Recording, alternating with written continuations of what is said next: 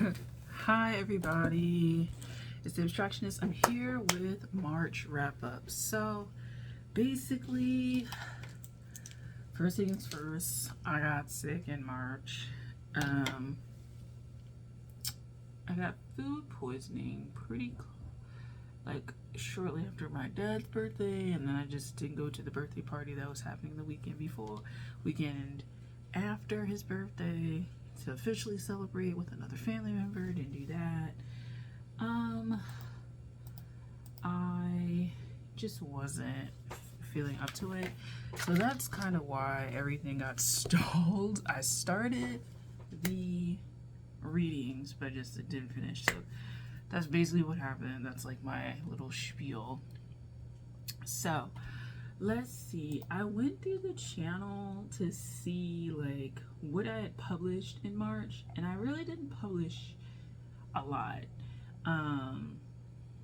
So yeah, let's start with some decks, basically, because it's not that long. So I did purchase the Crystal Grid deck. I purchased this. I was going to use it in future readings about time hopping. I think I did the video about that when I did the review, that like crystals kind of help with time jumping, time leaping, time travel, so to speak. And the reason why I said that was because they literally are formed over time, and they kind of record in some form of fashion, like the geological record of what's going on and the energetic record of what's going on over however many millennia. So I said that. I pulled Ethiopian Opal. Look at that. That's groovy. Rebirth Portal Desire. Ooh. I'll read that later. So yeah, I basically purchased this. I haven't used it yet. I haven't really done any readings. Like I said, I've been sick. So there's that. And I've been looking at Barnes & Noble. I haven't found too many decks there that I've wanted. Basically, it's kind of stale there. So what I will do is start making the purchases of decks that I wanted from my wish list and my online kind of things that I've saved. I do have to kind of make more space for this stuff because like I need space. So there's that. But yeah, it was this deck that I bought. Crystal Grid deck. Ta-da! Next one, I did the After Tarot. Again, didn't get around to using it this month last month because I was sick. And yeah, so I went through it though, and I looked at the cards. And yeah, this is just kind of what it looks like. Full kind of review on the channel. So yeah, I do want to get the Before Tarot. Did I say Before Tarot? Hopefully I didn't. This is the After Tarot. I want to get the Before Tarot though, and I want to like kind of see what differences there are between them. So there's that. It wasn't exciting as far as like things. I was more preoccupied with personal matters outside of here, outside of this channel, my life outside of here, like various things like education wise, if I was trying to wrap up and trying to get, you know, blah blah blah. So there's that. Okay, so those two were the only things that I purchased that were like the major purchases, I think, as far as decks go. As far as books, I did not read Astrology for the Soul for the Pisces North Node. I will have to do that in the future because I am now behind. And so, yeah. So I got to read Pisces, and now I got to read Aries North Node. So those are the two that I want to do in the future, but I didn't really read any books I was going to say this semester. That's not right. this month. But what I did do, and I did make a video about this, is this Mountain Astrologer.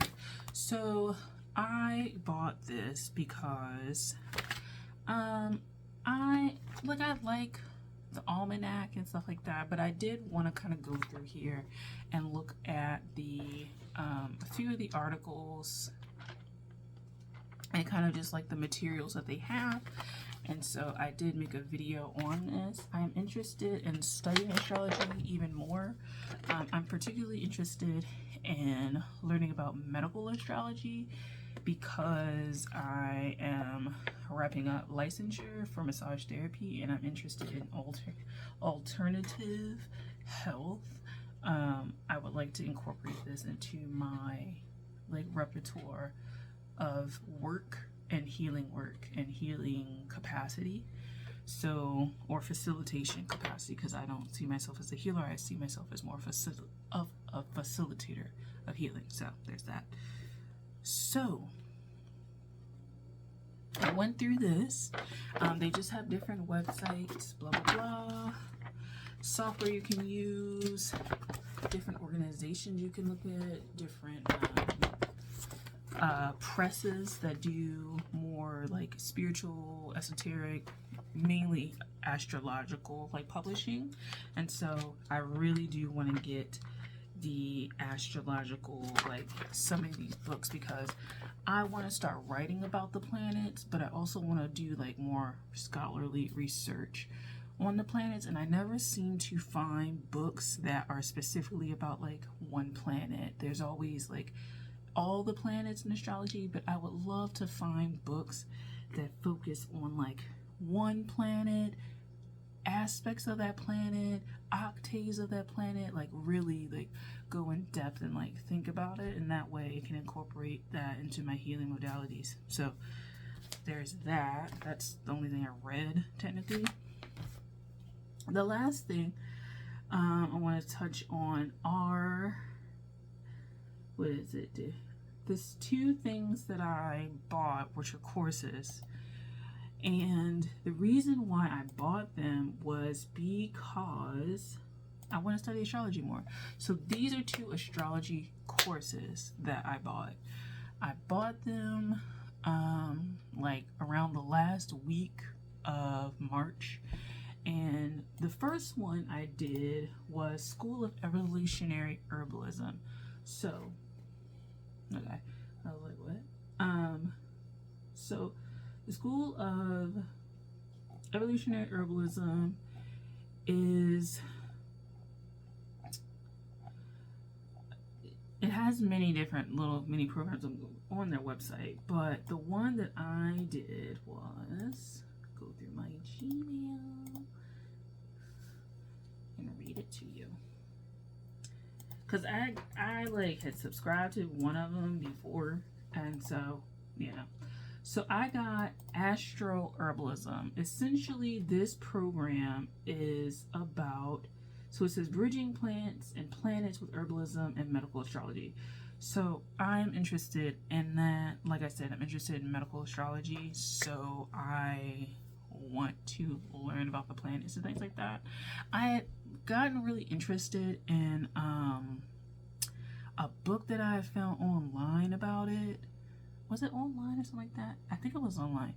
And it was talking about the different facets of, the different, not aspects, I guess the best way I can say is flavors of the different planets when it relates to medical stuff. So Pluto was annihilative, Jupiter was kind of expansive, but kind of it described, if you see this aspect, these are some of the things to consider medically with regards to what that begins to aspect and what that's touching on and what house it's about. And each zodiac sign has different parts of the body, organ system, stuff like that it's affiliated with. So this seemed like a perfect fit for that. So that's Evolutionary Herbalism. The second one I did was the Chiron, Neum, and the School of Living Astrology. So a new cosmological vision of the ancient art of astrology.